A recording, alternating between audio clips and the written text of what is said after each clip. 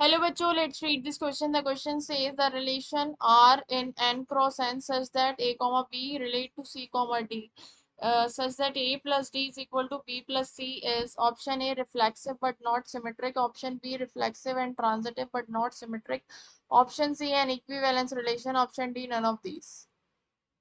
तो यहाँ पर मैं लिख लेती हूँ की concept.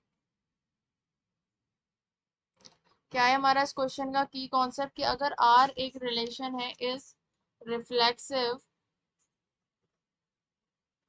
is reflexive on set A, then और x एलिमेंट्स को रिप्रेजेंट कर रहा है A सेट के, देन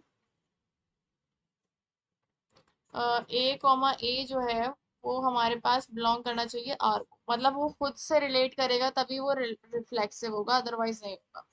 अब R अगर हमारे पास सिमेट्रिक है और A, B बिलोंग कर रहा है रिलेशन R को, देन B, A भी क्या करेगा, रिफ्लेक्श बिलोंग करेगा रिलेशन R. अगर R हमारा ट्रांजिटिव होता है तो अगर A, B बिलोंग कर रहे हैं रिलेशन R को एंड B, C भी बिलोंग कर रहे हैं रिलेशन R को, देन A, C भी बिलोंग करेंगे रिलेशन R को. ठीक है. अब यहाँ पर हमारे पास एक रिलेशन है जो कि n क्रॉस n से है, जिसमें कि A प्लस डी जो है is equal to B plus C है, अगर A प्लस बी रिलेट करता है C प्लस डी को. तो हम सबसे पहले रिफ्लेक्सिव के लिए चेक करते हैं. रिफ्लेक्सिव के लिए क्या होता है, लेट A, B रिलेट करेगा, वो खुद से रिलेट करना है A, B से, देन क्या होना चाहिए हमारे पास कि A plus B is equals to होना चाहिए B प्लस ए के. तो यहाँ से हमारे पास एक ट्रू है, A प्लस बी को ऐसे लिख लो या B प्लस ए लिख लो, आंसर तो सेम ही आएगा. सो R इज रिफ्लेक्सिव. रिफ्लेक्सिव. ठीक है. अब हम सिमेट्रिक के लिए चेक करते हैं.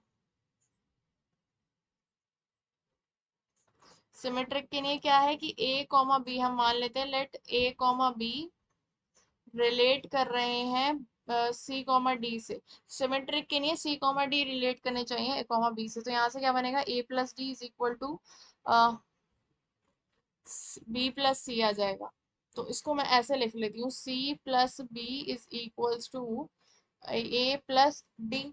ये लिख लिया हमने. अब मैं इसको ऐसे लिख सकती हूँ, C plus B is equal to D plus A. तो यहाँ से मेरे पास क्या बनेगा कि C, D रिलेट कर रहे हैं किसको, A, B से. तो ये क्या हो गया, सो R is symmetric. R is symmetric. ठीक है, R सिमेट्रिक हो गया. अब हम ट्रांजिटिव के लिए चेक करते हैं.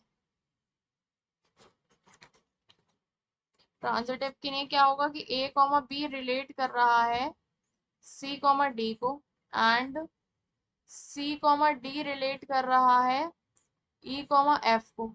तो क्या बनेगा, यहाँ से तो बनेगा A plus D is equal to B plus C. इसको इक्वेशन 1 कह देते हैं. और यहाँ से बनेगा C plus F is equals to D plus E. इसको हम इक्वेशन नंबर 2 कह देते हैं. और मैं ऐड कर देती हूँ दोनों को.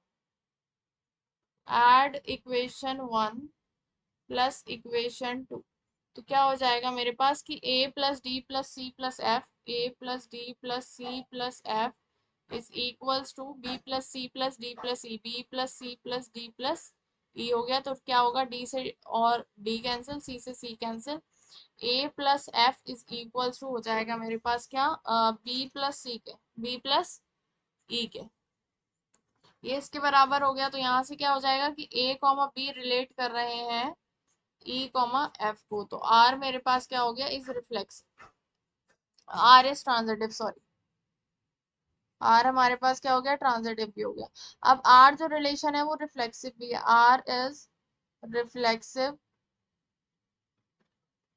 है ना. रिफ्लेक्सिव अभी हमने प्रूव किया था कि R is reflexive. R is symmetric भी है, सिमेट्रिक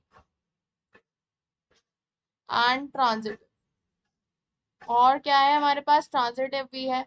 सो आर क्या हो जाएगा, इक्विवेलेंस रिलेशन हो जाएगा. अगर कोई रिलेशन रिफ्लेक्सिव, सिमेट्रिक और ट्रांजिटिव तीनों होता है तो वो क्या हो जाता है, इक्विवेलेंस रिलेशन हो जाता है. सो आर इज इक्विवेलेंस रिलेशन। ठीक है, तो यहाँ हम लिख लेते हैं।